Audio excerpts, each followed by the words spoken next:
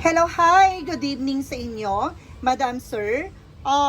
Hindi ko na nasimulan, no, yung parang preparation for Prosperity Ball for 2026. So, nandito na, tinapos ko na kagad, then para lang ma-upload, no? Kailangan po meron tayong oil, no? Ganyan dapat. Optional lang po yan yung lalagyan kung gaano karami, ganyan, no? And of course, salt.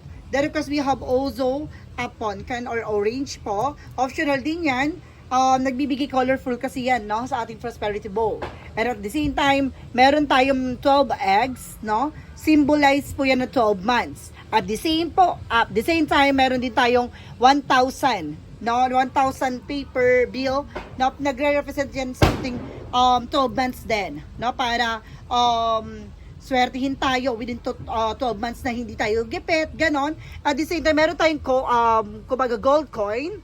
No, there's a metal coin because there's something a gold coin for chocolate. Depende po 'yan kung ano meron kayo, no?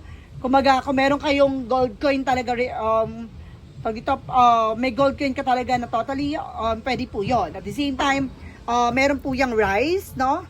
Rice po. Then of course, at the same time meron tayong pag ito dahon ng laurel.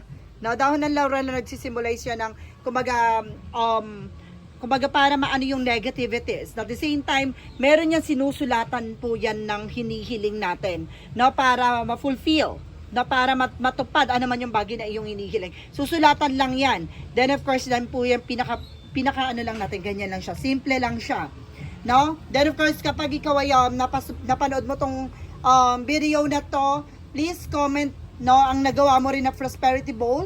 No, comment ka sa aking post sa Facebook page para madasalan natin, no, para pare-pares tayong gumanda ang pasok na magandang kapalaran, no, sa 2026 Year of the Horse. Maraming salamat po. Maraming salamat, Madam Sir, and see you in the next video. Bye-bye and babush.